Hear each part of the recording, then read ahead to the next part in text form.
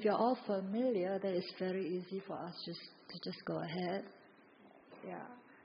So, do you all have your own technique to sit in meditation? Because for me, normally when I find that the whole group is like familiar with meditation, then I wouldn't go into too much of instructions, because for me, sitting in meditation, personally, I don't like to be disturbed with too much instructions, if you know your technique of meditation. Yeah? Yeah, so is there anyone who may like to ask a question also before we start meditating? And usually, how long do you meditate? 1 hour. If it's a meditation Sunday, it could be 50 minutes to an hour. Okay. If it's not a meditation Sunday, usually it's only 10-15 minutes. 10-15 minutes. So what is it today? How long would you all like to sit?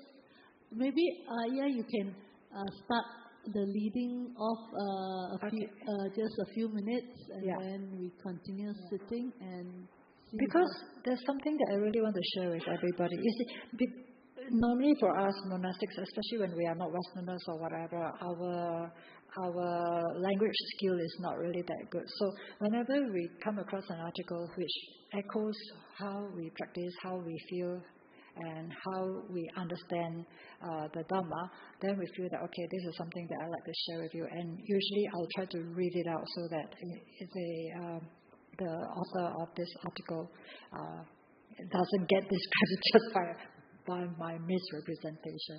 So if you all do not mind, I really want to share this article, which I came across quite accidentally, and I thought that, wow, today is actually quite a good day to share with all of you this one.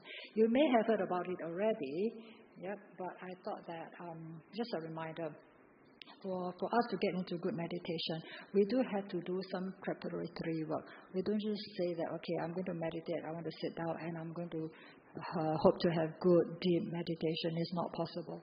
We have to have some preparatory work that we have to do. Okay? So if you don't mind, then I really like to share this article with you. It is actually written by a very famous monk. I think all of you know him. He's Bhikkhu Thamissaro. Yeah, everybody, a lot of people know him. Yeah, he writes very good article. Yeah. So, okay, I'd like to share this by reading this article that is from him.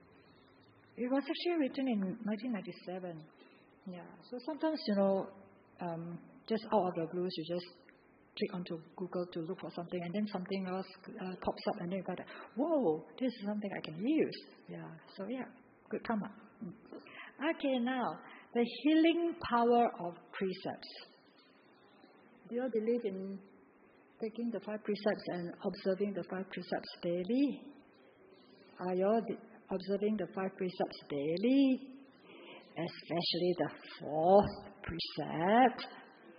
Yeah, very important. The 4th precept is actually the most difficult. For monastics as well. So we've got to be very skillful when it comes to the 4th precept. Okay, now this is something that is written by this Venerable Thamissaro, and as usual, I'll just like to read it. It's very straightforward, but it is a very good reminder for us, especially for those of us who are trying to practice meditation and getting nowhere. Okay? So here goes, right? The Buddha was like a doctor, treating the spiritual ills of the human race.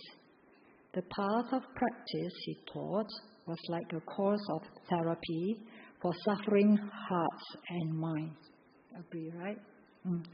This way of understanding the Buddha and his teachings dates back to the earliest texts, and yet it is also very current. So we know that the Buddha's teaching is actually timeless. Whether it's during his time or now in the future, it will be very, very applicable. Okay? The Buddhist meditation practice is often advertised as a form of healing, and quite a few psychotherapists now recommend that the patients try meditation as part of their treatment. Do you all agree that meditation can heal everything? Yeah. So that was the what we call misconceived idea that if you're sick or you're having some problems in life or whatever, just meditate. Even if you have depression or frustration, just meditate. Okay. Now, this is the reason why I find that this is a very good article, because we know that it doesn't work that way. Yeah. And nowadays, psychologists and all that will tell you the same thing too, that meditation is not a cure-all. Okay.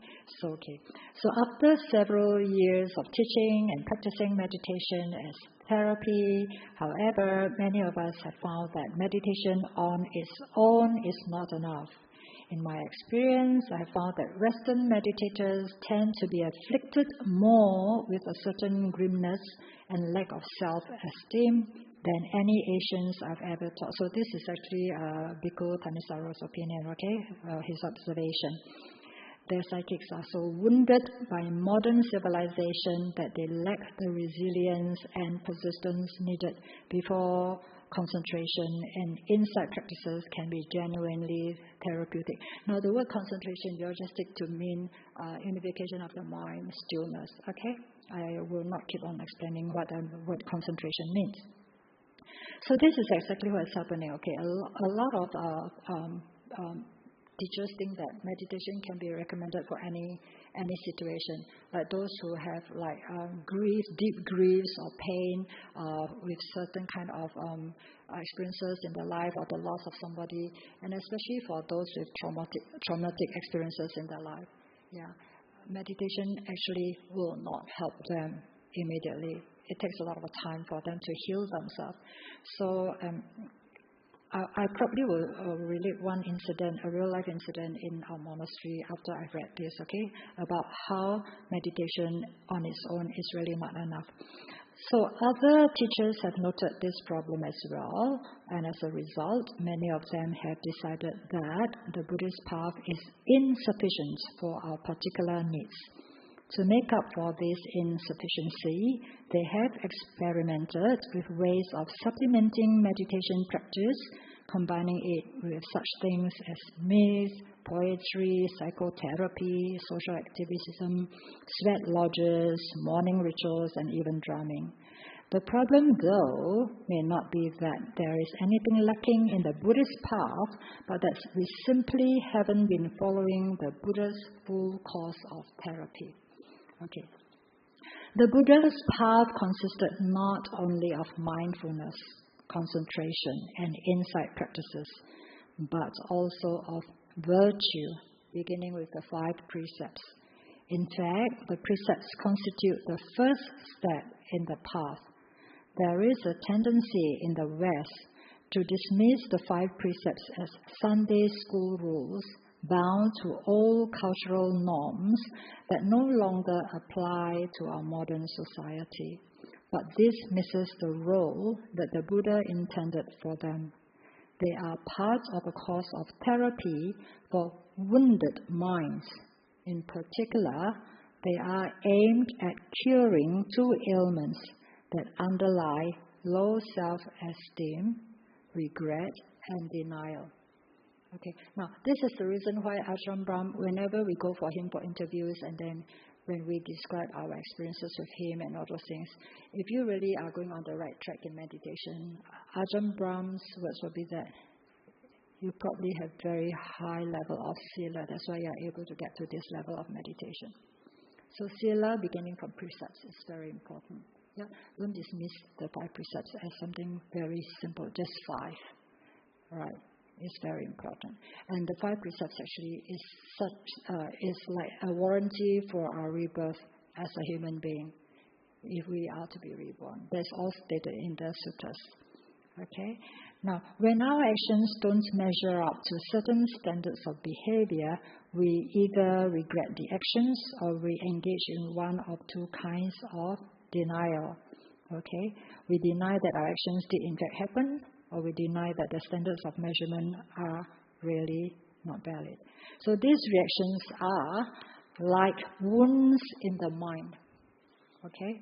And after that, as I say, I'll probably relate a story about being wounded in the mind.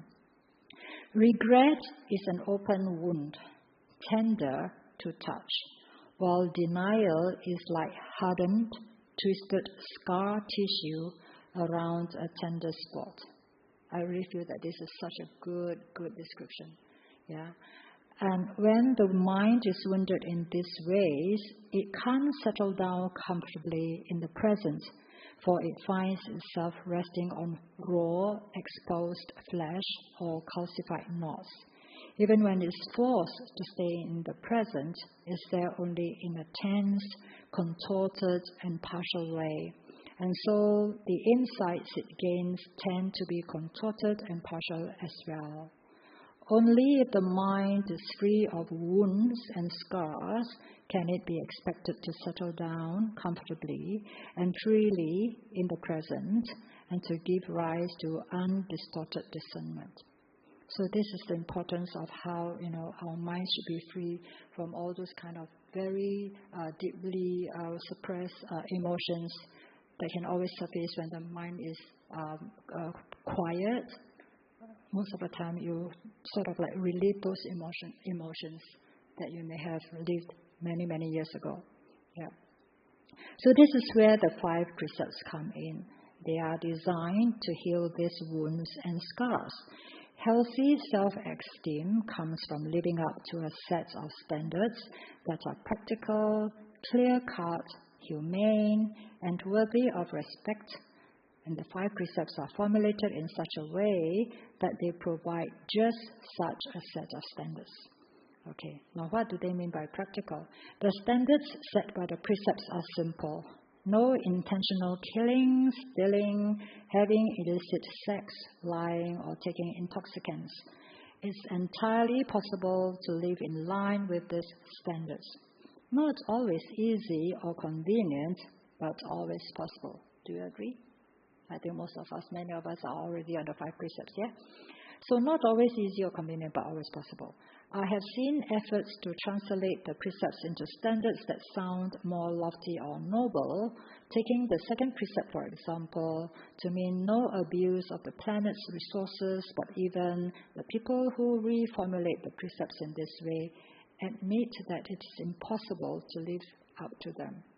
Right, so this is taking care of the planet's resources. Right now we are all very concerned about protecting Mother Earth and all that.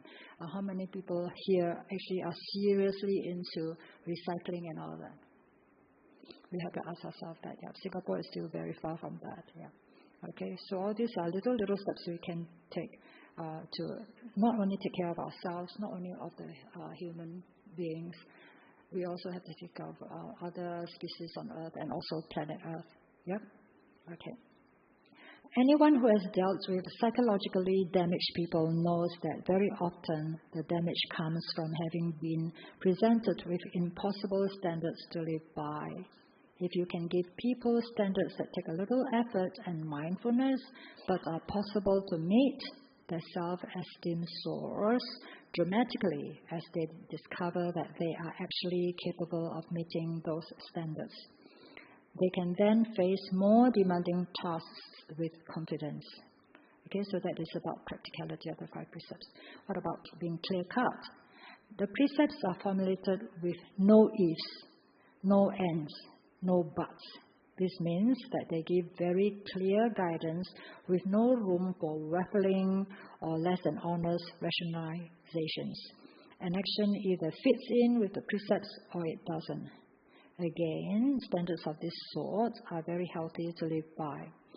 Anyone who has raised children has found that although they may complain about hard and fast rules, they actually feel more secure with them than with rules that are vague and always open to negotiation.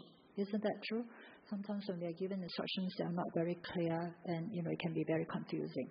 Right? Sometimes, we are told to do this, then someone says, okay, never mind, I can do that. Yeah, then we find it very confusing. Okay.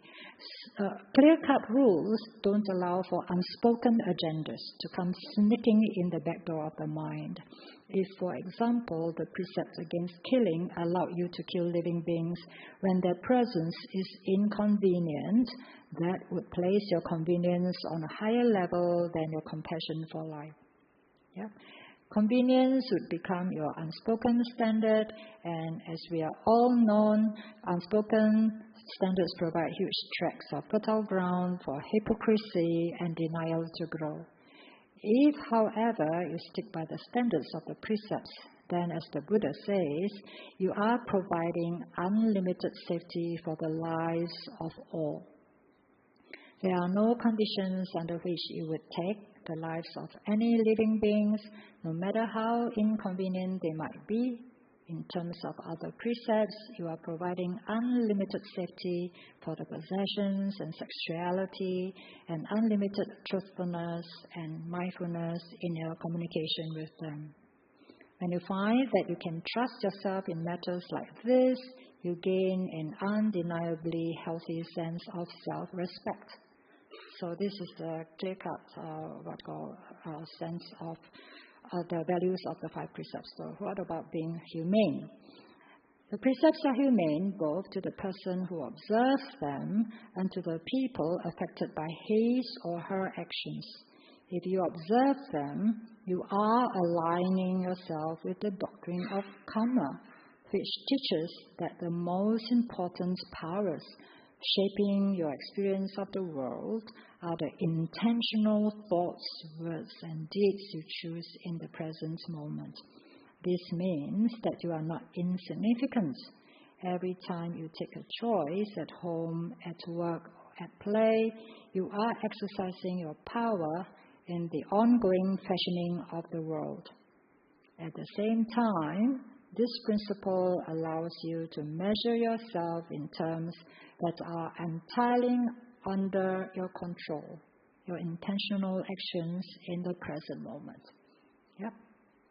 So in other words, they don't force you to measure yourself in terms of your looks, or your strength, or your brains, your financial prowess, or any other criteria that depend less on your present karma than they do on karma from the past. Also, they don't play on feelings of guilt or to force you to bemoan your past lapses. Instead, they focus on your attention on the ever-present possibility of living up to your standards in the here and now. If you're living with people who observe the precepts, you find that your dealings with them are not a cause for mistrust or fear. They regard your desire for happiness as akin to theirs. Their worth as individuals does not depend on situations in which they have to be winners and losers. Yeah? So it's not about whether we are winning or losing or whatever. The situation is that it is actually our desire for happiness, okay? And also for peace and harmony if we really want to have a step further. When they talk about developing loving kindness and mindfulness in their meditation, you see it reflected in their actions. In this way, the precepts foster not only healthy individuals, but also a healthy society. A society in which self-respect and mutual respect are not at odds. Okay, so that is the humane value of the 5 precepts. Now, what is worthy of the respect from these precepts? When you adopt a set of standards, it is important to know whose standards they are and to see where those standards come from. For in effect, you are joining their group, looking for their approval and accepting their criteria for right and wrong. In this case, you couldn't ask for a better group to join, the Buddha and his noble disciples. The 5 precepts are called standards appealing to the noble ones.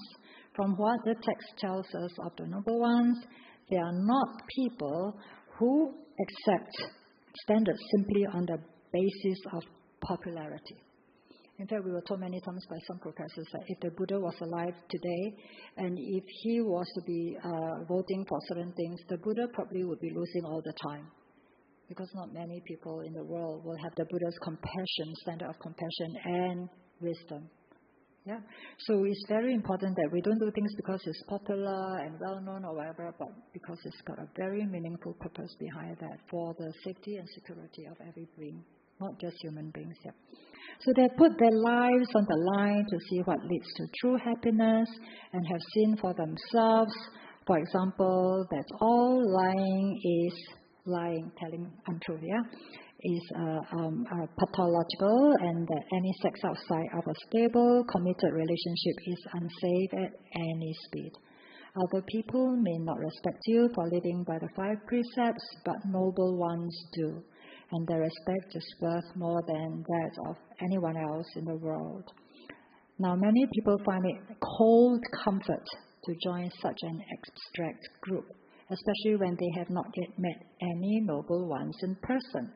It's hard to be good-hearted and generous when the society immediately around you openly laughs at those qualities and values such as sexual prowess or predatory business skills instead. This is where Buddhist communities can come in.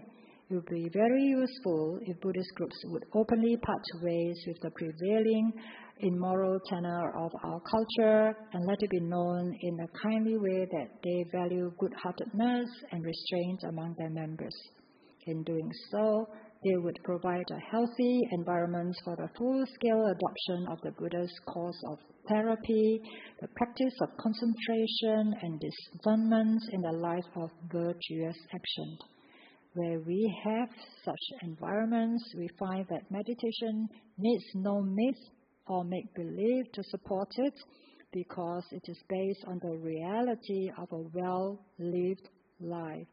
You can look at the standards by which you live and then breathe in and out comfortably, not as a flower or a mountain, but as a full-fledged responsible human being, for that's what we all are. I just found that this was so beautiful. Yeah, I wouldn't be able to write something like that, but I know it expresses what I'm feeling right deep in my heart. Yeah, I don't know how you feel about it. If you want to have a copy of this, it is under the title of The Healing Power of the Precepts by Thamissaro Bhikkhu. Okay, if you want to have a copy. Okay, now, I was actually going to speak about how we observe the 5 precepts, first and foremost, right? A lot of times we observe the 5 precepts because as Buddhists we're supposed to do it, but what kind of attitude are we adopting to observe the 5 precepts? Okay, like for instance, the precepts of non-killing, right? There's now a lot of debates ongoing about should we become a vegetarian, should we become a vegan, what about those people who are eating meat and all that, are they not compassionate or whatever? So even monastics also have different kind of standards of replies for all of us. So I would just encourage you to make a decision for yourself as to why you want to be a vegetarian, why you want to be a vegan. Yeah, is it out of compassion for animals, outright compassion for animals, or because it's so popular, I just need to be part of the group? Yeah. So all these things is very personal. It is a personal choice. Yeah. So personally, I feel that as a Theravada Bhikkhuni or Bhikkhu, we do not need to be a vegetarian, but that is, if we do go on Pintapat, right? If we do go on Pintapat, then whatever people put in the bowl, it is good enough for us to eat. Yeah. So it was just like during Lord Buddha's time when Devadatta actually requested Lord Buddha that all monastics must become vegetarian. But Lord Buddha didn't agree to it, mainly for practical reasons. Why? Because when we go to a family, we can't just request that you cook vegetarian for our family so that when we come, you put vegetarian food in our bowl. You cannot do that. Right? So the Buddha at that time was not going to agree with Devadatta, saying that it's not practical at all. When we go for alms round, whatever people give us from their cooking, we just need to accept and eat it. But he did mention that if you hear it being killed for you, if you see it being killed for you, or you suspect that it has been killed for you, then of course you don't eat it. Yeah. So these are what they call the 3 purified meat. In Chinese, I think it's called San Jing Rou. Yeah. So nowadays, in Mahayana monasteries, I believe all Mahayana monasteries will be on vegetarian diet. But in Theravada monasteries, there are still a lot of monastics who are meat eating and also eating seafood and all that, right? it is not for us to really go and judge them for what they're eating, because at the end of the day is who is able to purify our mind first, who is able to be awakened first, right? So these are all very debatable. We make our choice and we live by our choice. Yeah? Okay? So this is the article. Now, I was actually going to tell you about a story about wounded hearts. Why wounded hearts find it so difficult to be healed. Yeah. So I'm actually going to relate a real life experience that I personally have come across in my monastic life. There was this lady who wanted to become a nun, and before we had the Forest Monastery, we were living in a suburban building, right? And so this lady came to stay with us, and when she came to stay with us, she mentioned that she had some traumatic experiences before. She was running a B&B, and unfortunately, a group of drug syndicate moved into there, taking control of all their properties and their whatever livelihood, the ways of livelihood. Yeah. So very unfortunately, she actually witnessed her dog being killed right in front of her. She also witnessed her husband being beaten in front of her, her business taken out of her hands, and the last straw was when she found one of the syndicate members hung on a tree dead, right in her property. Yeah, so at that time, she said she couldn't take it. She really was like, impossible to remain sane. So she was under a few years of what I call psychiatric help with medication and all this kind of stuff, right? So that was quite a few years before she decided that, okay, I want to become a nun. I think I've already gone through all these things. I think I've been certified to be healed and cured. So she came to stay with us.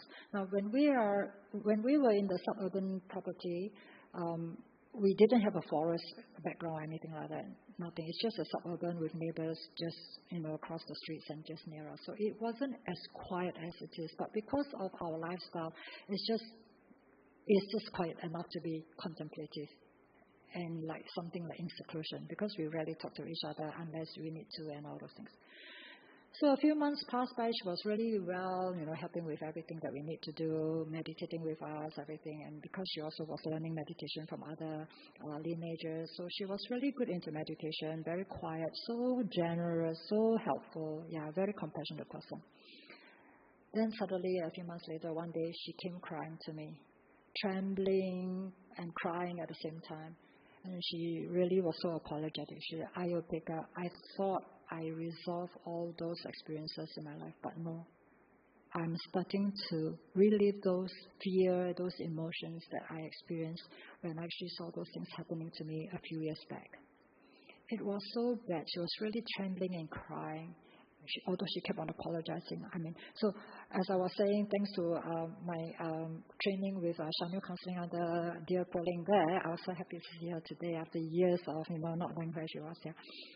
So because of that little training that I had when I was a volunteer with Shamil at that time, I realized that I needed to help her. So I had to sort of like console her and tell her, it's okay, right? If you need help, let me know. Shall I bring you to see a doctor or a psychiatrist or something like that? And she really said, I really need to. Yeah. So I managed to send her to the GP who recommended her for psychiatric help and all those things. Now this is so important, okay? This is one incident in my experiences in life, okay? Someone who has gone through this kind of very painful, traumatic experiences. It's not easy. You find your pet dog being shot right in front of you, your husband being beaten right in front of you, right? And then you see someone hanging on a tree and all that, and it's just unimaginable. Yeah. So it's not so easy. We think we have really healed our wounds and all that, but no, it doesn't. So that's why for meditation, right? For meditation, when you actually sit down in meditation and you find that the same issue or the same problem always surface whenever you sit down, that same issue always surface. Please ensure that you really attend to that and make sure that you seek help to deal with that situation that always surfaces. It's because it has been suppressed so deep in our minds. We thought we have resolved with it. But every time we sit there, the same issue will just arise. Yeah, it's the same with us monastics too. It's the same. Because I was actually, supporting one sister nun who was a nun for more than 10 years. So usually in our monasteries, not in the Theravada monastery, but in the Chinese monastery, when we have about 10 years, then our teacher allows us to go maybe for a 3 months secluded supported meditation. So what they have to do is that the teacher will give them a whole program of activities to do, spiritual activities to do, prostrations, chanting, meditation, whatever, right? But even as a monastic, same thing happened. After 1 month, she wasn't able to stay in one place. She decided to move. So we decided to move her to our monastery. All the nuns were staying. So she had 2 months more to go. So we were taking care of her in her every need. She only need to really go into spiritual practice. But before the 3 months was up, again, another incident of someone who actually had to relieve those emotions in her, and she was crying and wailing. You can hear the hurt in her cries, her wail, and all those things, until we have to actually ask our teacher, can you please come? Our sister nun is facing a problem. Yeah. So you see, this is the reason why Ajahn Brahm always tells us monastics that even for Vasa period, if you want to go into a Vasa retreat of quiet moments for yourself, right? Vasa period, we are always given 2 weeks of retreat. Ajahn Brahm always discouraged anyone to really go more than 2 weeks retreat, unless you really have truly resolved all your suppressed, traumatic experiences of before. This is what they always refer to as the old baggages coming up all the time. Yeah. So what I would encourage is that I have no idea what we have gone through around, with all the people who are doing meditation and all those things. But if you really find that whenever you sit down, the same problem arises. It could be someone you love, it could be someone you hate, it could be an experience that you really can't forget, and it's going to disturb you so much. Please, please, please make sure you go for professional help, or even if you can talk to Ajahn Brahm or whoever you have confidence in, to be able to explain to you how to let go of those incidences. Because just as we were talking about the 5 aggregates of clinging, our mind is always clinging to the past and always letting the past control our happiness. It's always very difficult for us to live in the present moment. That's why meditation is teaching us how to live in the present moment. That's why the present moment is following our in and out breath. Yeah. So these are the hindrances that we do face as a meditator.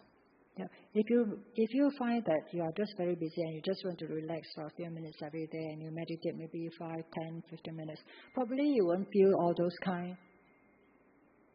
Probably, is that mine or yours? That is not mine. Yeah. So, So probably if you are if you have a very busy lifestyle and you just need to relax and all that, yeah, okay. 5, 10, 15 minutes of meditation, probably you won't find those things because it takes quite a while for our mind to settle down. But if you are a serious meditator and you meditate for half an hour or so, 1 hour or 2 hours and all that, but when those kind of issues start to surface, please take care of it. Okay? Don't just say, never mind, I'll just suppress it. It's okay. I will be able to let go of it. But if it happens 1 time, 2 times, 3 times, every time you sit down, the same thing happens, please take care of it. Okay? That's my request for all of you for the benefit of our mental and physical health.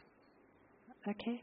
So I don't know whether this article is helpful enough for you, but I feel that it's really something that I really feel in my heart. Yeah. All right. So right now, if there's no questions, then maybe we can sit in meditation. Okay. So again, yeah, I can see that you all are taking some support for your legs. So those of you who are sitting on the chair, what our teacher always teaches us to do is that we must be really comfortable on the chair. Your feet must be, firmly planted on your cushion or on the floor if you're tall enough. And don't put your feet together because it takes some effort on our part to put our feet together. Always put our feet apart, just about the distance of our shoulders end to end. Yeah. And if you are able to sit without leaning against the back of a chair, then we actually allow the flow of the energy, what we call the qi, and blood flow and circulation to really smoothly circulate when we're meditating. Sit comfortably. So on the floor, if you are able to have a half lotus, that's good enough. And as I was saying, I'm very comfortable because I have a cushion underneath here, so my ankle bone, is the ankle bone there? It doesn't really hit against the hardness of the floor, so it's not very painful. So you're good. You actually have one in front of you, so it can help you to meditate more. So if you are able to take a cushion for your ankles, please do so. Otherwise, half an hour, you're going to get very sore at that bone area there. So maybe you can just make yourself comfortable. Get one right. So if you put two behind and one in front, that would be a good height.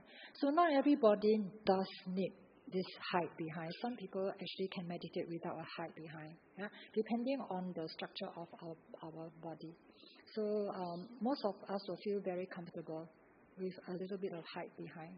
Okay, so like what was mentioned this morning, you really sit straight. Backbone has to be straight so that you can actually feel it easier to note the in and out breath. Because if you're slumped like that, it's very hard to feel it. So for those of us who are not really able to settle into noting the in and out breath from our nostrils, we can always try to focus on the abdomen first. I wouldn't suggest focusing on the chest because it's very shallow. We want the breath to go all the way down to the diaphragm over there. So for those who are on the chair, it's the same thing too. You can put your hands either on your legs or just make yourself comfortable. That's the most important thing. Okay? And also for me personally, as I was mentioning this morning, if I have an injury somewhere, there's healing or pain somewhere, I rarely do body scanning. I usually will just go direct to the area where the painful part needs some kind of loving kindness, and then I just send all my loving energy to the area, focusing on the living cells around there, because we have living cells in our body, and giving them all the good wishes that, may you heal well, may all the living cells there, with the energy, with the blood flow, with the oxygen, everything, may it help us to heal ourselves. So that is the physical part. But if you have some wounded heart issues like going through grief or going through a kind of difficult situation in your life, or maybe having a difficult time with somebody and all those things, then maybe you can, if you can, try to convince yourself that, well, this is not happening to me now. I'm not going to let it bother me. This is baggage of the past. Okay? Something of the past. So then we can be in the present moment where you can just concentrate, focus on your in and out breath. Okay? Then of course with your eyes closed, you don't have to deal with what we're saying. But then again, hearing whatever we hear, just hear. Don't follow the noise and then try to follow up with a story as to what was that noise, where did it come from, building up stories. Never mind, just beware of the noise and then just drop it and then just come back to the breath again. And then, of course, smell down here, not so much. Maybe you can smell some freshness in the air or some kind of chemical smell. Sometimes you may be able to smell it if somebody is washing the floor or something like that. Again, we learn how to filter out all those things. Tongue, maybe if you think of some food that you have eaten just now, oh, so nice, then you start to water, okay, good luck to you. Try to dismiss that too. You're just aware that, okay, I'm going into that area now. Try to drop it and come back to the breath again. Okay, and the most difficult part is the inner chatter. The inner chatter. Sometimes you can just think of something and then you just follow the whole thought and build on it, and then while sitting here for 1 hour, you have traveled around the whole world. So then it's up to us to be mindfully aware, right, with clear awareness that, okay, my mind has run out so much, it's time for me to bring it back. So what is the anchor for this kind of meditation for us to really bring our mind back to be anchored? That is our breath. Okay, so using the breath as an anchor, we try to do that. Okay, so as you all know, before we get into the first jhana experiences, first is followed by, the what we call vitakka vichara, the application of thoughts where your mind keep on running away, then you try to put it back and all that. So it's like ding-donging, ding-donging, going out, coming back, going out, coming back, yeah. Then sometimes you are able to sort of like anchor it just on your breath. So once you are able to do that, then things will start to happen, your mind will start to unify, and then after that you go through experiences, then you can tell me what you experienced. Okay? So we are able to dim the lights, and it's 2:45. Do you want to go for a 1 hour sit? Try, or half an hour? Do you want to go for, 1 hour, put up your hand, 1 hour? Almost half. So, okay, we go for 1 hour. I'll set the alarm for 1 hour. But if you really feel that you're not able to take it, you can just move your position, or you can do standing meditation. I should have taught you all the standing and walking, because I used to teach standing and walking meditation. If you're not able to sit, you can stand. Okay, same thing. Your legs apart, like the distance up here. Put your hands at the side or behind, and just continue to do your sitting breath meditation. That's all. The walking? Oh, good. Yeah. Because right now here, walking may not be so convenient. But at least standing. If you find that your body is really aching, your backbone is aching, and you really feel that your mind is telling you, oh, please get up. Okay, at least do the standing. Okay, so it's almost the same like sitting meditation. Yeah, the breath, feeling the breath going in and out. Now, if you really want to know how long you're able to hold your mindfulness, teacher has actually taught us the counting method. So there are different teachings of how many counts you go to, but I always use something that I learned from my Chinese teacher is every in and out breath you do is counted as 1. So you count all the way to 10. Every set of in, right? So when you go, your breath goes in, your abdomen rises, and then when you breathe out, it falls. So every set of in and out breath, you count 1. Okay? I'll be very surprised if you can count 10 all at one go. A lot of times by 3 or 4, your mind already starts to go outside. Yeah. But once you're able to count 1 to 10, 1 to 10, 1 to 10, not controlling the breath, but being with the breath. Now that is the difficult part. Not saying that I'm breathing in, I'm breathing out.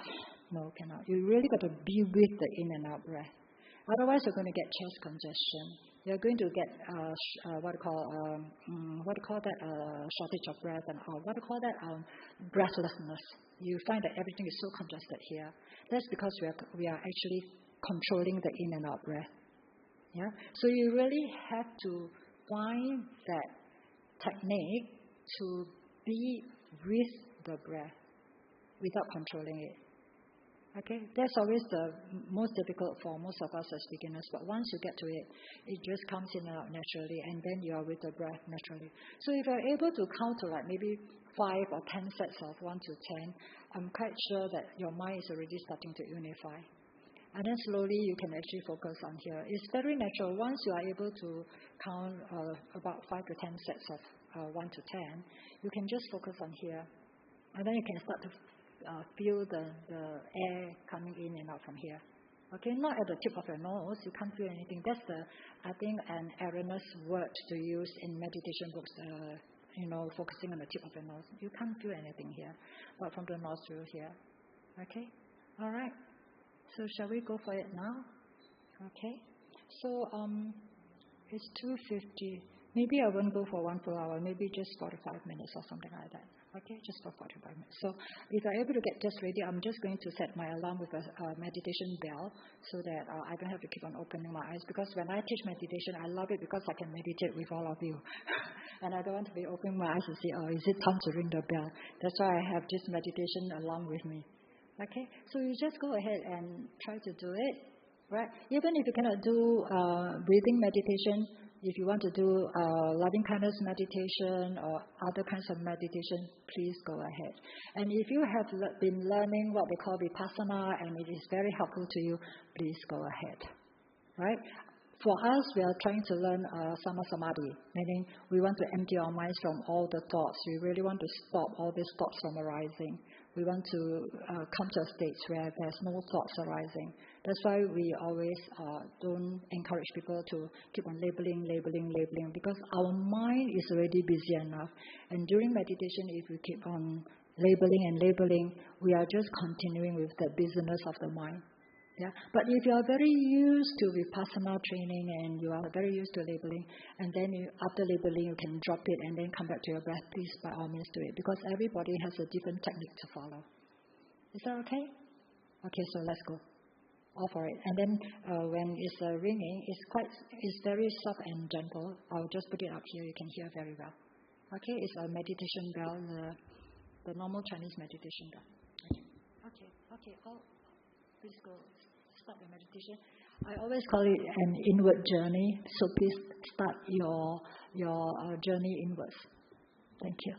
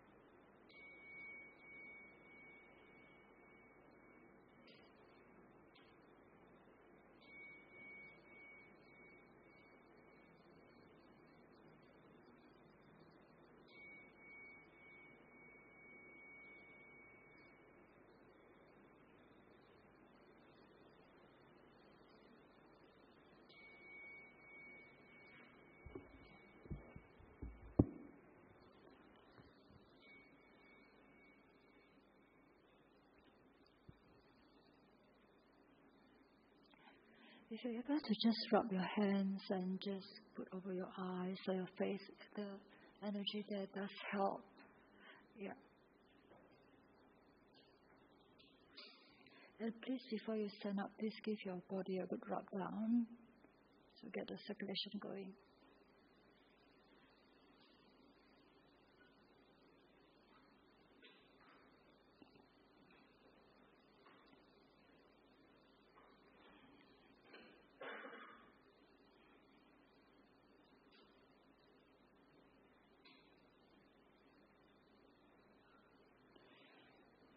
Well, how did it go?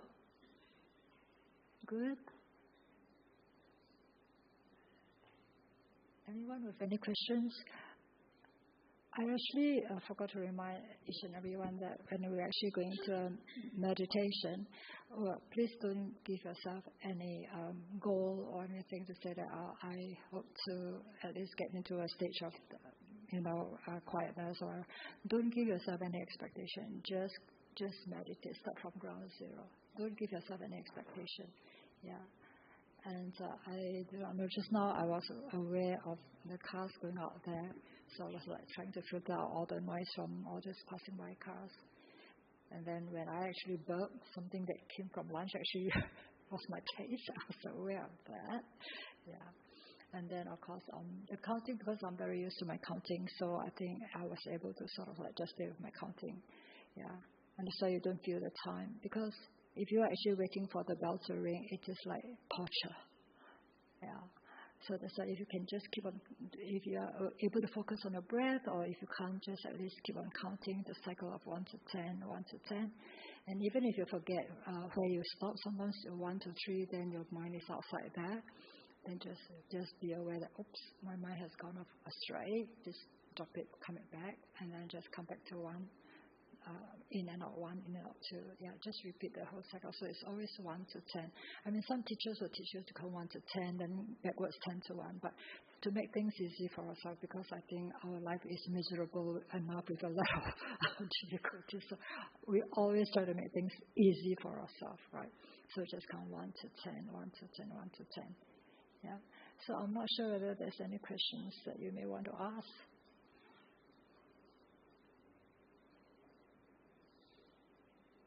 No, there's a little one there. Any questions? Yes, please.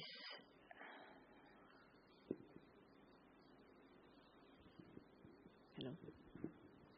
Hello, Ayya. Yeah. We're so happy that you are here with us. Thank you. I would like to ask a question for my friend who really wanted to be here today, but she couldn't make it. May I have permission to voice record your answer so I can... Okay. Okay. If I'm able to give a good answer.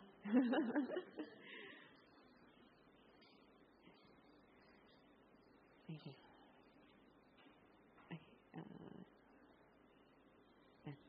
All right. Dear Ayya, I often find myself lamenting being born female because it seems to come with many more hurdles, especially as someone aspiring to live a monastic life one day. Do you have any advice on how I can seek to overcome this negative mental block and practice well as a female Buddhist, regardless of the conventions of the Buddhist world? Thank you. Would you like to repeat the question again, please? Okay. Someone born? Yeah.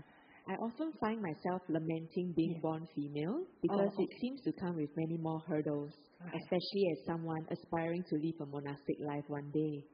Do you have any advice on how I can seek to overcome this negative mental block and practice well as a female Buddhist, regardless of the conventions of the Buddhist world? Thank you. I got it now. Okay. Yeah. Wait till you become a monk, then you know you got more hurdles. I rarely hear of real nuns being tempted by people who are of the opposite gender. But monks, they have so many things to overcome. So the very fact that we really think that we are a male or female, that's the first hurdle that we have to overcome, right? Whether we are male or female, we can all become enlightened. It's true, I do agree that with female, we are all adults here. It doesn't matter if I mention this I know that with females, there are a lot of females with a lot of very, painful menstrual cycles. Okay? Very, very difficult for them. Yeah. But, of course, nowadays with the advanced medical, help out there, things can be sort of like managed. Yeah. But for the very fact that you keep on thinking that I'm a female, so I have more hurdles and all that, I think we have to really let go of this mindset. Yeah, whether male or female. As I say, you really find that, when you look at our monastery, we have monks and all those things, yeah. And also sometimes Sanjay Brahma will tell stories about, who is tempted by so and so, and then, you just one look and then you get trapped and then you really can't get through it, yeah. So the males do have a lot of hurdles to cross. Whether we become a monastic or not, to be on the path itself, we have to cross a lot of hurdles, especially the internal hurdles of the defilements, our ego, the sense of self, all those things. So if you can just put down that notion of male and female, yeah, it's just like, I think there was this Venerable Soma who was meditating, and then Mara came to say, what can a two-fingered female do to become enlightened and all those things? It's two fingers, because female, so much you want to cook, but you want to see how much the rice water, so you use a finger. All those things, I don't know what else they all do in the past, but I know that females when cooking, they always use their fingers to do something. So Mara was saying, you are a female, how do you think that you can really become enlightened? Then what was Soma's answer? Yeah. It doesn't matter whether male or female. There's no gender basis when it comes to spiritual development. No difference at all. If you think that I'm female, I can't do it, you're already discriminating yourself. Yeah? So when it comes to spiritual maturity, spiritual development, there's no gender involved. No gender involved. So maybe tell your friend, never mind if you have a female body, but spiritually there's no gender. So go for it. And if you want to become a monastic, please don't wait until you're old. Do it when you're young. You see, a lot of times during the Buddha's time, it's always the princes, the wealthy children of even only child of families, and all. It's always those from very good families who see the urgency of getting out of samsara. That's why they follow the Buddha and become trained under him and become enlightened. Nowadays, I find that a lot of us are hesitating. And that's the reason why I always tell myself that there are so many talks in the world, whether it's from teachers who are invited to come to the centers or monastery, or even online. You can choose so many talks every day. But how come there are so few people who want to come forward? Why? Because I think they have not really see the urgency of the dangers of staying in this world. Yeah, and then there are those who are more advanced in age. They want to become ordained because they cannot live with their children, and they want to live in a monastery where they think that all of us monastics are so good-hearted, kind, can take care of you. But if every elderly comes into the monastery, all the young ones will run away. So please come in when you are young. And this is the reason why nowadays a lot of monasteries, right, especially in the Chinese monastery, if she wants to become a Chinese monastic, you better do it at age 35. If you want to become a Theravada monastic, if you're female, you better do it at age 45 and below. Our age limit is getting lower and lower and lower and lower because we don't have many Bhikkhuni centers around the world. Limited places. Bhikkhus for males, I think by default they are very lucky. Anywhere you want to become a monk, you just say, I want to be a monk, and everywhere in the world you can just step in and be trained. But please choose your teachers carefully. Yeah. So I don't know whether that answers your friend's question. Thank you for your encouraging answer, Ayya. So there's a follow-up question. Yep. Okay. So where can Singaporean females ordain as Bhikkhunis in a Theravadan tradition? I understand in Ajahn Brahm's monasteries they prefer locals, but for very good reasons. Okay, now this is the situation that Ayya Upekkha is facing now. during recent years, when I was first committed to the Newbury Buddhist Monastery, there was this issue of saying, Ayya, please come back to Singapore, start a Bhikkhuni center. But first and foremost, there wasn't any Singaporean females who wanted to ordain. Probably they are not aware that in Australia there are monasteries where they can train and ordain. So they either end up in Thailand or they end up in Sri Lanka. Yeah. So again, recently when I came back here, again there is this request for Singaporeans who want to ordain.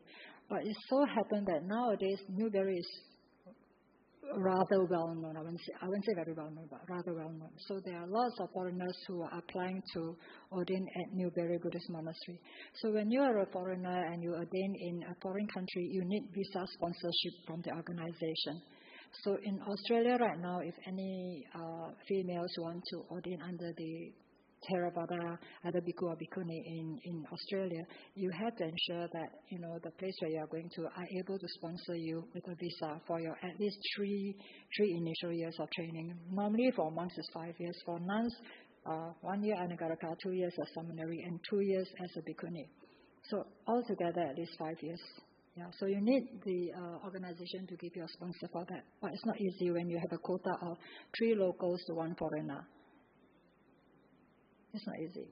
So right now what we have come across is, I was actually, after coming back to Singapore, I actually wrote to Ajahn Brahm and Ayya Hasbana, because Ajahn Brahm and Ayya Hasbana's monasteries in Perth, they have a long queue of people who want to ordain because Ajahn Brahm is there. And Singapore is only 4 hours from Perth, 7 hours from 5? 4 Perth, yeah. 5, oh, not 4, okay. So from Singapore to Melbourne is 7+. So of course, if I were a Singaporean, I'll go to Perth. Ajahn Brahm is there. There's a big Bhikkhuni community there. That's the best choice to be in. But they too have their visa problems. They also cannot accept too many foreigners. So I do understand that Bodhiana and Dhammasara, they do have long queues waiting to join them. Yeah, and that's the reason why we are lowering the age. Yeah, and the other thing about Newbury is that because we have these visa problems, so what we intend to do is that if you are really keen, a Singaporean female, mental, physical health has to be there. You get no objections from your family, or if you are married, you have to really get approval from your husband to be ordained. And then what you can do is to apply either to Newbury, because now there are 3 nunneries in Australia. So Santi Forest Monastery is actually managed by Dhammasara, but they treat that as a Bhikkhuni hermitage where all the full-fledged Bhikkhunis go there to practice. So the training grounds for Theravada nuns right now in Australia is either under Ajahn Brahm's lineage, which is Dhammasara, and Newbury Buddhist Monastery. Yeah, just 2 only. Yeah, so if Singaporeans want to ordain, we can arrange it in this way that you may want to go and try to be an anagarika there, because when you are an anagarika, you can still handle money. So what you can do is can fly in and fly out, because Singaporeans have an ETA of 1 year, and every entry you have 3 months to stay. And if we find that you're really serious enough to really want to stay with us, what we can do is from Newbury Buddhist Monastery, we can actually write a letter of invitation to the candidate to say that, look, if you are interested, you can come and join our community, to stay with our community. If you're able to get a visa from the Singapore end to maybe sponsor you for maybe like 6 months, yeah, so that means 1 year you fly 2 times. Yeah, and then the other months that they have to leave Australia for the visa reasons, we do have monasteries in New Zealand, yeah, or they can come back to Singapore, because every year I'll be back in Singapore. And this is the reason why I think there are some upasikas who are very passionate about supporting the Theravada Bhikkhunis in Singapore. There's no center in Singapore supporting Theravada Bhikkhuni, no Bhikkhuni, Theravada Bhikkhuni center in Singapore. That's why BF group has been supporting us and every Theravada nuns who come by Singapore. Unless they are like trained in Sri Lanka or Thailand, maybe we do not know them very well. So there are some Theravada seminaries in Singapore. Yeah. So for Singapore to start a Bhikkhuni center, we have to ensure that those who want to ordain will commit themselves to being ordained as a Bhikkhuni. Because if you don't ordain as a Bhikkhuni, the lineage will die off. Yeah. And it has just been revived in 1990-something in Sri Lanka. And Australia was revived in 2009. It's very new. So we have to have people who are really committed to this path. Die, I will commit to the Bhikkhuni training and practice and also to serve until my last breath. Are we able to get this kind of candidates from Singapore? We are all willing to support them. And this is the reason why I kept on saying there are many monastics giving talks, right? What is the purpose? What is the purpose of the talk? It's for us to practice. It's for us to get out of samsara. Right? It's not just being a good Buddhist, generate a lot of good merits, come back again into this world, into samsara. This is what Ajahn Chah always questioned the people who go to his place. You come by busloads to my monastery. Yeah? Almost every monastery is the same. The Buddhists come, they do dana, they give us a lot of requisites, all of that. That is generating merits, right? For a better rebirth in the future. But that means you're coming back into samsara. What's the purpose of the Buddha's teaching? To end samsara. So that you have to have wisdom, insights, realization, awakening. Yeah. So you must commit yourself to this path. And what is renunciation? It's not just renouncing my family. I go into the monastery and then I just try lah. I just hang on to my property lah, and then all those things. That is not renunciation. When you renounce everything. You may renounce your family, but you're still part of the family because they are still sentient beings, right? So-called sentient beings. Yeah? They're still our family. So when we renounce our family, we come to a big universal family. Everyone is our Dhamma family, including our family members. Although we are related to them through blood relation, they are still our Dhamma family. Okay, that's the first step of renunciation. But what is the true meaning of renunciation? The true meaning of renunciation is renounce the sense desire world, renounce the form world, the form realm, the rupa loka, and then the arupa loka, the formless realm. That is the renunciation that we're talking about. Not just shave your hair, wear a robe, and I'm a renouncing. No, it's the mental inner journey that's so important. That's why for those people who really want to ordain but can't ordain, maybe due to reasons of the parents refuse to allow them to, or sometimes they have to take care of something or whatever, some other reasons, right? We always tell them it doesn't matter. Putting on the robe, shaving your head is very easy. Very easy. Anyone can do it. You find a lot of bogus monks out there in Waterloo Street asking for money, right? Easy. Shave your head, wear a robe. You can get all the money in your bowl, right? But what is the purpose of shaving the head and wearing the robe? The inner journey of purification. You have to understand, it's not just to manifest an external form. The external form will help us, the robe will protect us from a lot of things.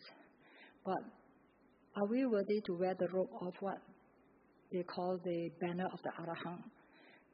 So we have to commit to the Vinaya rules, the practice, the Dhamma teachings of the Buddha. It has to be there for us to practice every day. And also at the same time, not only practice, to also to be able to serve. Yeah. So that is the true meaning of renunciation, not just a simple step out of the house. So whoever wants to ordain, please don't take too long, because it's a long journey of training, and it's a long journey to be able to really renounce.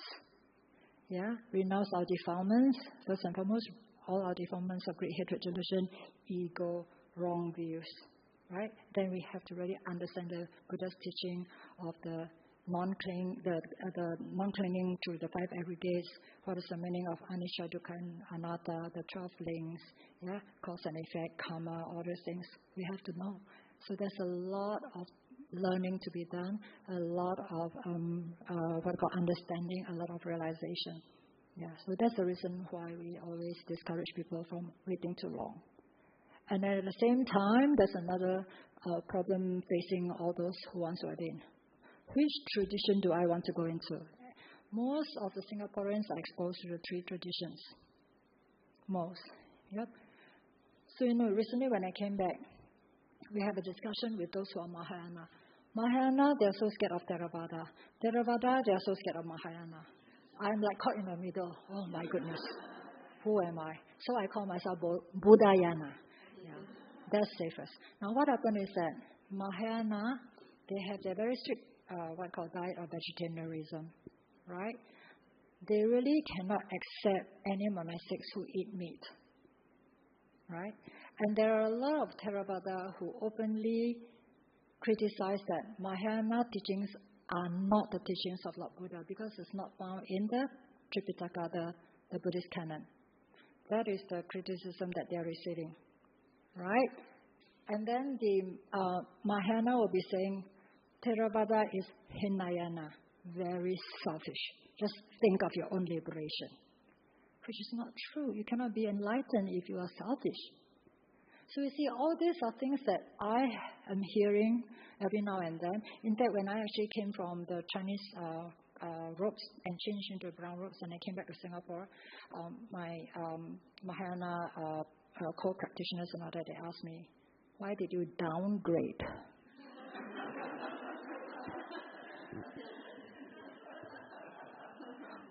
I downgraded from Maha to Hinna. So sometimes I'm a bit cheeky. I told them, this is the robe worn by Lord Buddha. So is the Buddha Mahayana or Theravada? Is it? You don't judge a person by the external form. Yeah, that's why Mahayana is something very lofty. I will not deny that Mahayana teachings are really very profound. Yeah, they are talking about bodhisattvas. But if we are not able to become a real good human being, how can we become bodhisattvas? When we are discriminating, you are Mahayana, you are Hinayana, already that disqualifies us from becoming a bodhisattva. When you want to become a bodhisattva, you accept people as they are. You accept any phenomena as they come through conditions. There's no duality. You just accept them for causes and conditions arising and cessation. So if you want to become a Mahayana bodhisattva practitioner, frankly speaking, from my understanding of the teachings that I'm not specialized, but I have been in the training monastery in Taiwan, and I've been also training under the Theravada monasteries and all that. So frankly speaking, if really one wants to become a Mahayana bodhisattva practitioner, you have at least you must come to the stage of non-self, which is the first stage of Sotapanna. The 3 factors, one of them is non-self.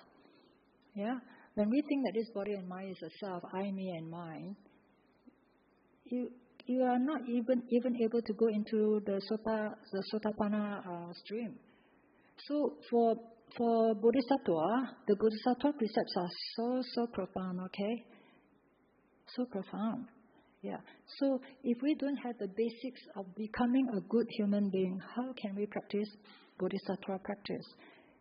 They have the 6 paramitas, perfection. So of course, our canon, there's this simile of the saw, right? Yeah, I think our Champam likes to use that too. Yeah. When you are being sawed limb by limb by 2 person using a saw, you cannot even have a thought of anger or anything arising. Do you think it's possible for any of us here to endure that? No way. No need to saw. I just scold you. Yeah. So how is it that they're able to bear the pain of being sawn limb to limb? Because they have already reached a state of sunyata. This is a body made up of the 4 elements. So they actually know how to separate body and mind. This so-called being is body and mind. Yeah. And this is the reason why during the recitation of the Bojjhangas and all that, we always scratch our head and ask, how can the Arahants and all that, they go through sicknesses, When Buddha sent his disciple, or Buddha asked them, dear Mahakassapa, are you bearing up? Is your pain increasing or decreasing? Are you feeling better? Then Kassapa said, oh, Lord Buddha, my pain is increasing, not decreasing. I can feel the pain and all that. They can feel the physical pain, but they are not painful in the mental self. So that's the reason why Lord Buddha says, when we go through any phenomena, we have two darts. You are shot by the first dart, physical. Second dart is mental. So the second dart should not be felt. And that comes to a stage of, for me, at least anatta or sunyata. Okay? So I'm very, very down to earth. I wouldn't dare say I want to go for bodhisattva unless I have realized the meaning of sunyata. Sunyata is also taught in the Theravada Nikayas. It's there. In the Samyutta and all that is there. Yeah. But it's not something easy. Not to talk about sunyata, just go into anatta. Yeah. So this is the reason why I think the different Nikayas, the different lineages should try to respect what each of us embrace, whether it's Theravada, Mahayana or Vajrayana. We just try to respect each other. What we have to do is just to become enlightened ourselves. That's the most important thing. Likewise, why are there so many kinds of religion in the world? It's precisely because our spiritual maturity is all different. That's why we all accept different kind of religion in our life. Right? So frankly speaking, if we are not agreeing within our three Buddhist lineages, do you think we qualify to go and speak about inter-religious harmony? All these are questions I often question myself. Yeah, so come on, let's be practical, let's be real. Yeah, not idealistic. Yeah. So at the end of the day, I always tell myself, I always tell my nuns who are training and all that, whoever stays with us, look, let's respect each other's religion. Even those of them who come to our monastery to stay, many of them come from the Catholic or Christian background. They talk about Jesus Christ and all that. Right? You see, like Ajahn Brahm, he will say that I go to your church, I'm still happy to bow to the cross or to Jesus Christ. So am I. I also will go and bow to the Jesus Christ because Jesus Christ was indeed a person who was starting to teach at the age of 12 or something. Right? He was a person there. 14 or whatever.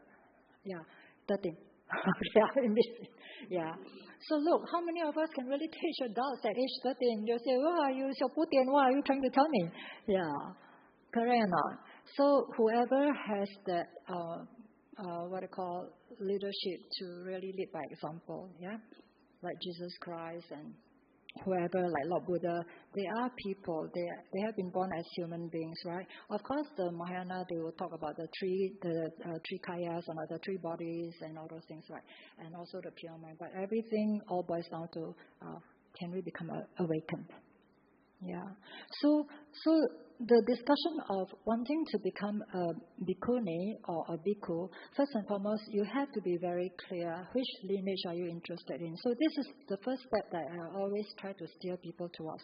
When they come to a monastery and they say, Ayya Upekkha, I want to ordain under your lineage.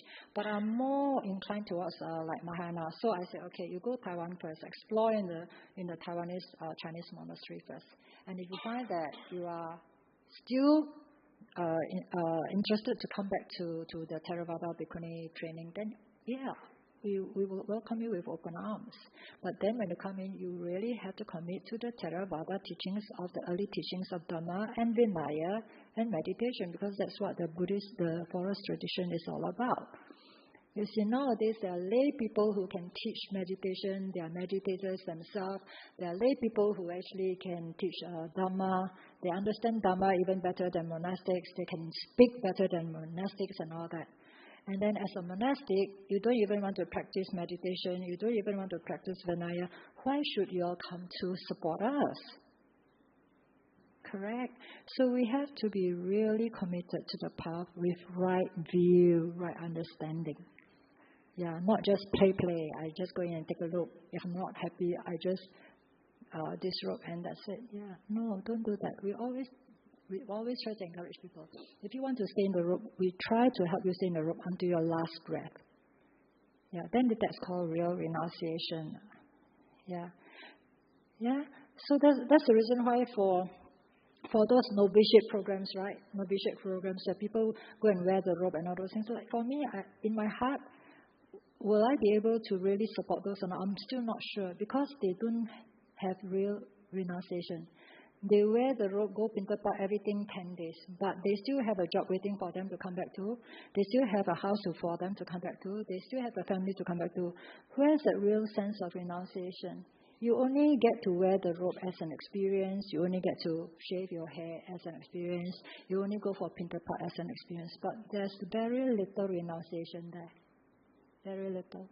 Yeah. That's why for Bhikkhuni ordination, the forest tradition, like what we prepare our candidates is that once you're into the brown robes, you have to start to think of relinquishing all your properties. Yeah. Then you know that you're really, really renouncing. Otherwise, never mind. I'm in brown robes. I depend on all of you to give me my 4 requisites. I'm not happy. Bye-bye. I'm going back to my house. My house is still there waiting for me. Yeah.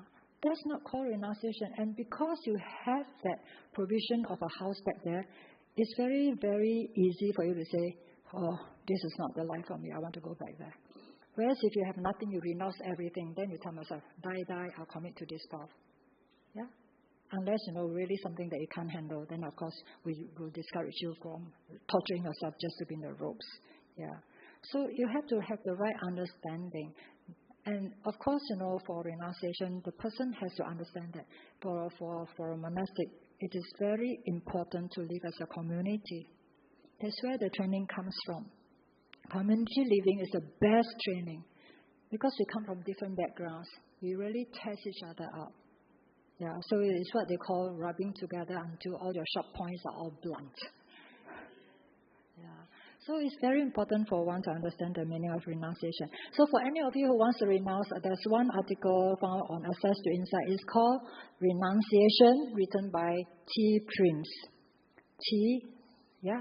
Prince. It's a very good article. So anyone who wants to ordain, we always ask them to read. Just the alphabet T, Prince. He's written a very good article on renunciation, the meaning of renunciation. So a lot of times we will ask the people to read that. And if you really are interested to come back, read our conditions of ordination, then you come back. Yeah. A lot of times we tell them to do that, they don't come back to us. It's not so simple. It's not just, I want to go to a monastery, I shave my head, I wear the robe, and then I get all the offerings, and then I'm like so authoritative, I'm a senior nun, and then you're not respectful, you're not humble, you try to be a bully, and all this kind of stuff. You hear a lot of all these things in monasteries. Yeah, very sad. There's no training, little training. Yeah. So we must understand the real meaning of renunciation. Yeah. Tell your friend that. And it's possible as a Singaporean. We are trying to make it happen, but I don't know how soon. Okay, any more questions? Yeah. Thank you, Ayya. Could you help me with the problems I face? Is basically numbness that I feel when I'm trying to meditate, and also stiffness. I can't quite. Oh, sorry. Numbness and stiffness. How can you help me to overcome them? Thank you. You're talking about numbness, right? Yeah, and numbness stiffness. Of the legs. Yeah.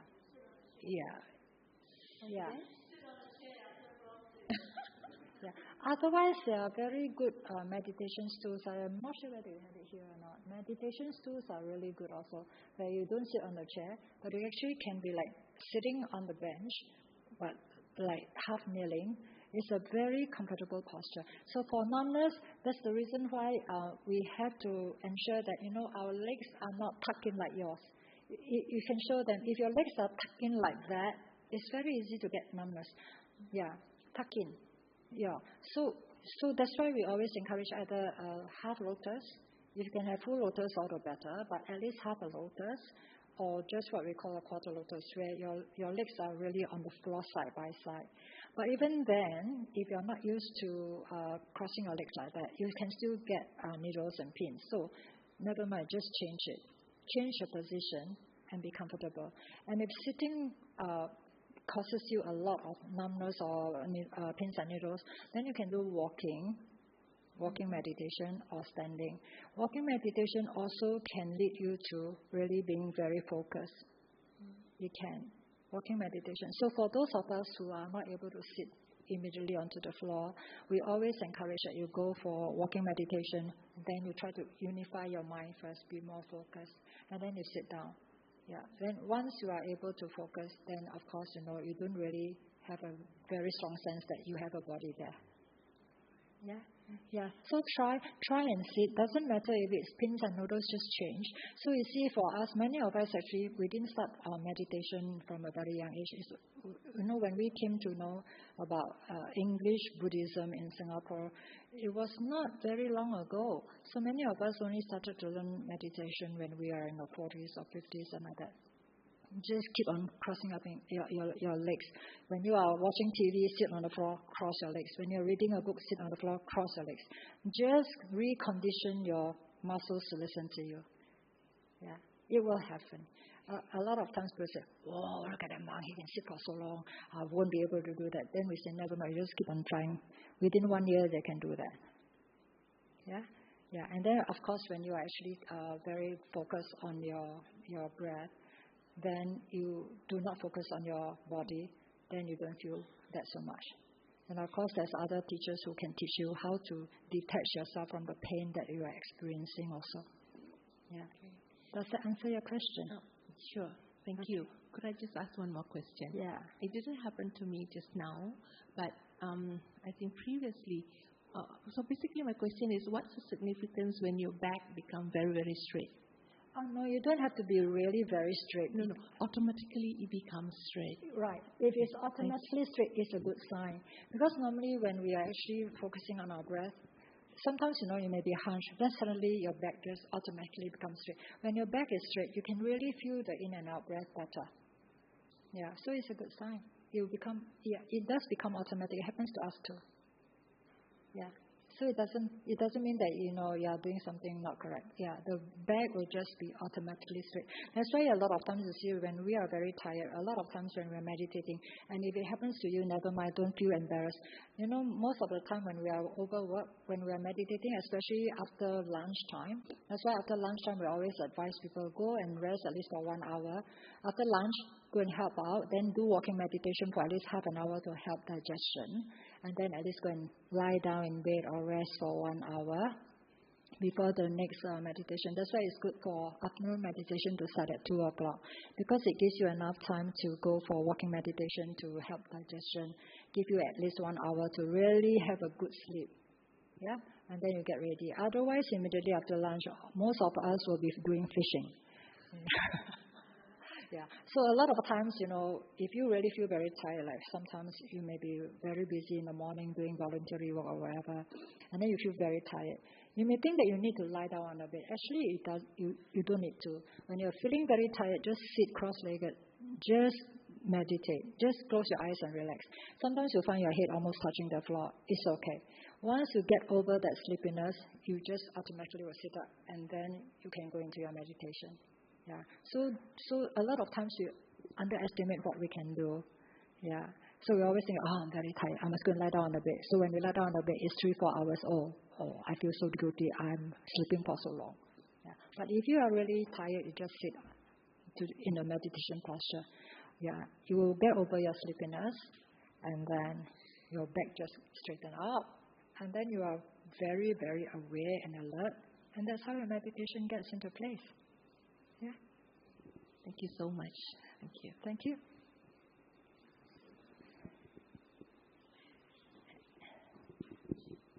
Thank you very much, Venerable, for your talk and your meditation today. I just wanted to ask a little bit about walking meditation and how it's different from sitting meditation.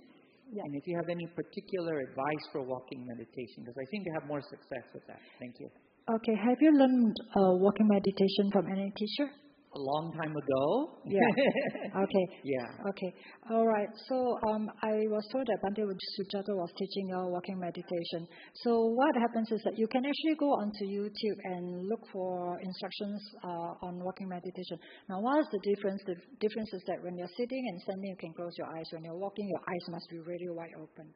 Right? And then, of course, when you're actually doing walking meditation, the focus on of your mind is on the steps. Whereas standing and walking is on the breath. When you're doing walking meditation, you don't focus on your breath, you focus on the step. So there are some teachers who teach us 9 steps. Lifting is 3 steps, pushing 3 steps, stepping 3 steps. I think it's very difficult. What we always do is we just minimize it to just 3 simple steps. All right? Your right leg or left leg, whichever you prefer, you can just start to lift. You know, your mind will be focused on the lifting of the foot, pushing forward, stepping. Once you step, the other leg comes out. Yeah. So it's a very simple exercise actually. And you know, once you are into the walking meditation exercise and you really go into what I call sync with it, you really enjoy that walking meditation so much. It becomes just so easy and light, and then you feel that you don't have to put in a lot of effort. Your mind just automatically go lift, push, step, lift, push, step, lift, push, step. And then when your eyes are actually focused on the floor, you have to really focus your eyes on the floor. You can just see the place, the road or the ground just passing by you. It's such a beautiful feeling. Yeah. And then, if you really are focused, something else can happen. I'm not going to say that because you may want it to happen. You come and tell us when you do walking meditation until you experience something. Then talk to Ajahn Brahm or somebody else. That's why walking meditation can really also unify the mind. Yeah? Does that answer your question? Thank you, Venerable. Hopefully, yeah. So maybe one day when there's an opportunity, you can request for the monastic here to do a demo on walking meditation. Yeah, nothing like a real demo. Yeah, it's very simple. It's just